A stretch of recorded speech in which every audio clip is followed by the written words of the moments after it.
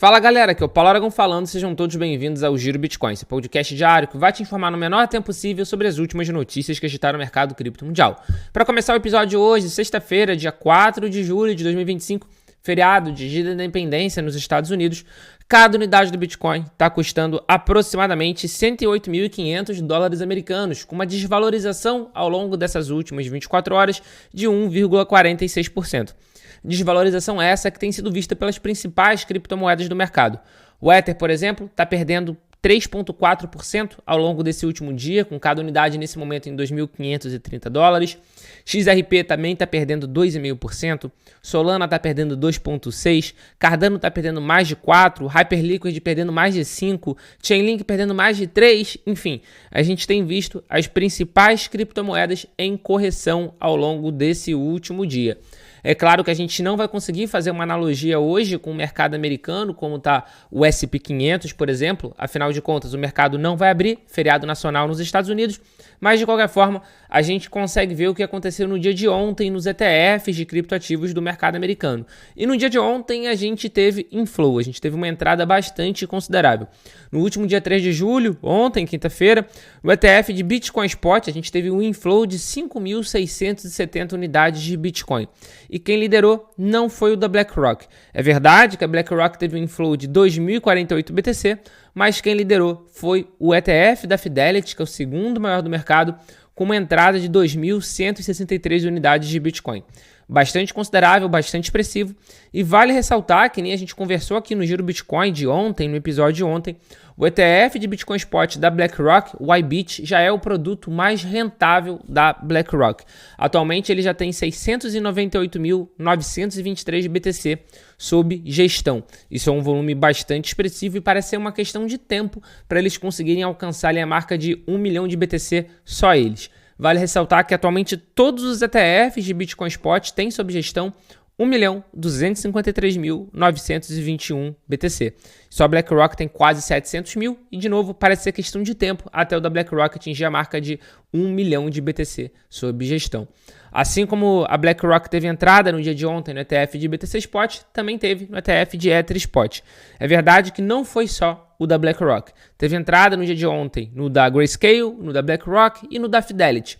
E somando os três, e somando todos os outros também, a gente chegou a uma marca de 57.796 ETH de inflow, que no dólar americano dá 148,5 milhões de dólares.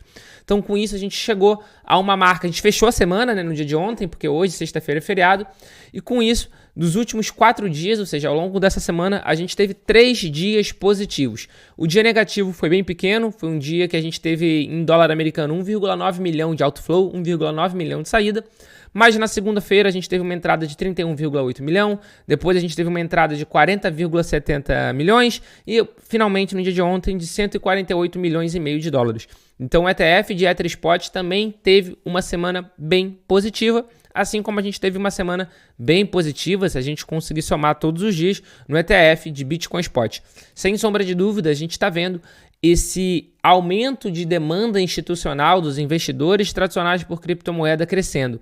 E sem sombra de dúvida, os ETFs são sim uma ferramenta muito importante disso. Essa semana a gente também teve o lançamento de muita gente está falando, inclusive, que é um ETF de Solana Spot, mas tem debate, porque não teve autorização para um ETF de Solana Spot pela SEC, mas a conjuntura montada acaba como se fosse. No episódio de ontem a gente também conversou sobre isso, porque é um ETF que é exposto em produtos negociados em bolsa de Solana, tem exposição em Solana, tem também staking de Solana, então ele também gera rendimento para os cotistas. Inclusive no rendimento eles não estão tomando nenhuma taxa de administração. É cerca de 7% ao ano que é repassado diretamente para os cotistas. Inclusive na Polymarket agora está com essa disputa. Muita gente está disputando, falando que já foi aprovado justamente esse ETF de Solana Spot antes do dia 31 de julho. Também, tanto é que aqui, se a gente for ver, está com um valor superior a 99% de chance, justamente porque está com essa disputa, mas muita gente está falando que não é, porque é uma estrutura jurídica completamente diferente. Eu concordo que é uma estrutura jurídica completamente diferente, mas de qualquer maneira já é um excelente primeiro passo. E a Solana, em específico, sexto maior criptoativo do mercado nesse momento, está conseguindo atrair bastante atenção dos investidores tradicionais e também dos institucionais. A gente viu no primeiro dia desse ETF que eu falei, ele já tem um volume de negociação superior a 33 milhões de dólares, o que pode ser pouco se a gente comparar com o ETF de BTC, com o ETF de ETH, mas é bem interessante, é uma demanda bem interessante para um ETF de uma altcoin, é a primeira fora o Ether, que o Ether é quase que deixa de ser uma altcoin, já tem um ecossistema muito robusto. Foi um início saudável, de acordo com alguns analistas, e a gente tem visto diversas empresas já começando a fazer também tesouraria de ETH. Assim como a gente já tem tesouraria de BTC, assim como a gente já tem tesouraria de ETH, já estão começando a fazer a tesouraria de Solana. Eu acho que eu falei tesouraria de ETH, mas é tesouraria de Solana. Inclusive, a empresa DeFi Development Corp, que é listada na Nasdaq com um ticker de negociação DFDV, anunciou que vai comprar 2,7 milhões de dólares em Solana. Na verdade, eles anunciaram a compra desse valor. Com isso, eles já têm cerca de 98 milhões de dólares em Solana. Eles anunciaram que vão comprar ainda mais Solana para sua tesouraria. Depois dessa última aquisição, eles já têm em caixa 640.585 SOL, que é justamente 98 milhões de dólares. Eles anunciaram recentemente que eles vão investir 1 bilhão em Solana. Eles vão levantar 1 bilhão de dólares para comprar Solana. E eles não são a primeira empresa a fazer justamente tesouraria em Sol.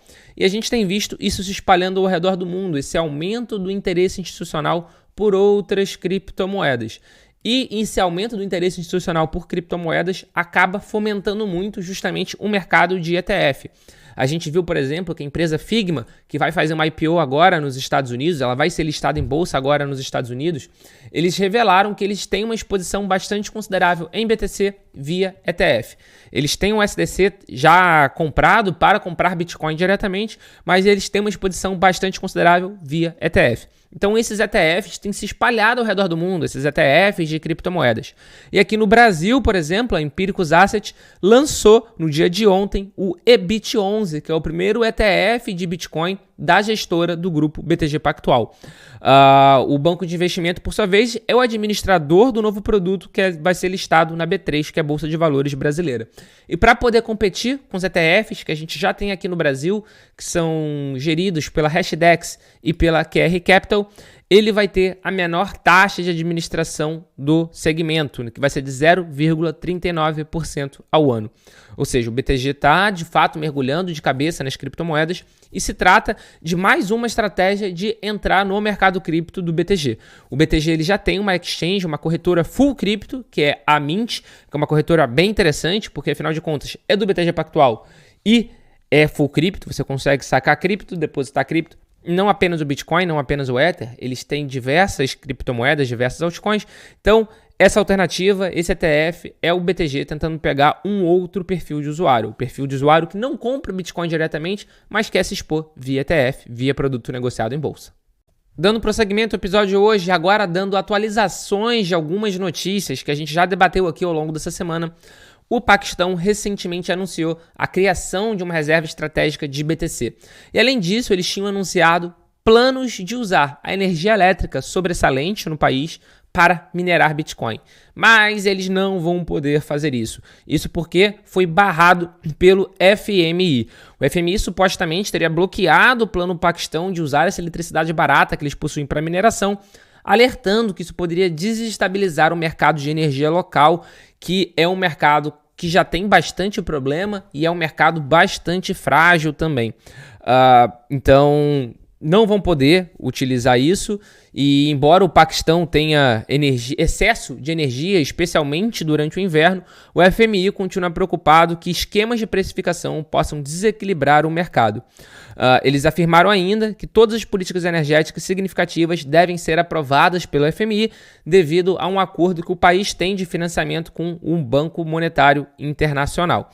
Então, essa ideia foi pelo menos por enquanto colocada em stand-by, foi colocada em compasso de espera e não vão utilizar. A ideia deles era fazerem a mesma coisa que o Butão faz, de utilizar a energia que eles possuem para minerar BTC.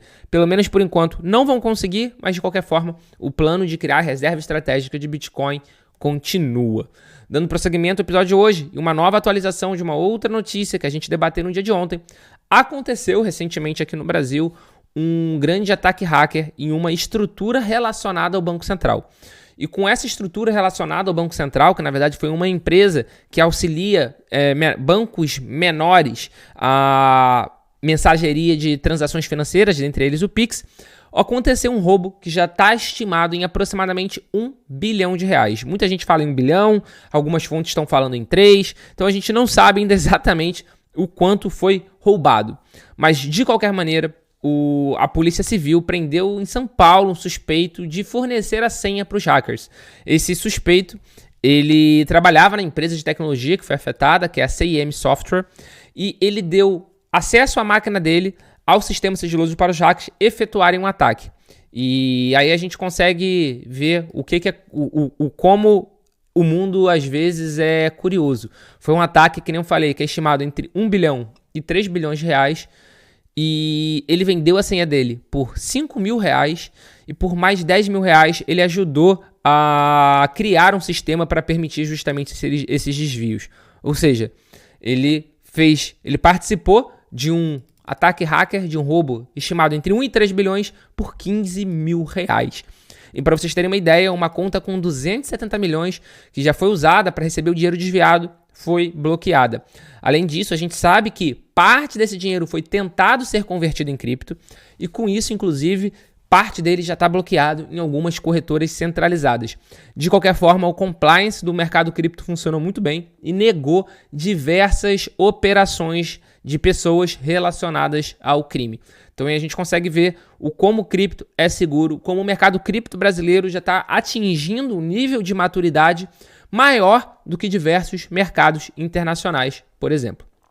E para fechar o episódio de hoje, uma curiosidade. Hoje é o 4th of July, é o feriado de 4 de julho dos Estados Unidos, é o dia da independência.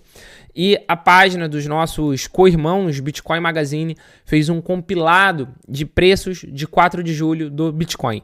Em 2013, para vocês terem uma ideia, no 4 de julho de 2013, cada unidade do Bitcoin vale $80. Em 2014, 630. 2015, 260. Pulando para 2020, cada unidade do Bitcoin valia $9.179. Pulando para 2023, cada unidade do Bitcoin valia 30.901. Ano passado, valia 58.600. Esse ano, já está valendo cada unidade do Bitcoin $109 mil. Com isso, a gente consegue ver a valorização exponencial que o Bitcoin tem tido ao longo do tempo. Isso vai se repetir no futuro? A gente não tem como saber, a gente não tem bola de cristal, a gente não sabe se o futuro vai repetir o passado, mas de qualquer forma, os prognósticos são os melhores possíveis para o BTC. E esse foi o Giro Bitcoin de hoje, com isso a gente fecha mais uma semana. Muito obrigado pela sua companhia. Tá vendo a gente pelo YouTube? Você já sabe, se inscreve no canal, ativa o sininho de notificação para ser avisado sempre com um novo episódio for publicado. Se estiver escutando a gente por algum serviço de streaming, Spotify, Deezer, Apple Podcasts, passa a seguir a gente por aqui, dá 5 estrelinhas, que isso ajuda muito a continuidade do nosso trabalho. Muito obrigado pela sua ajuda, muito obrigado pelo seu apoio e a gente já tem um encontro marcado aqui no nosso episódio na próxima segunda-feira. Valeu!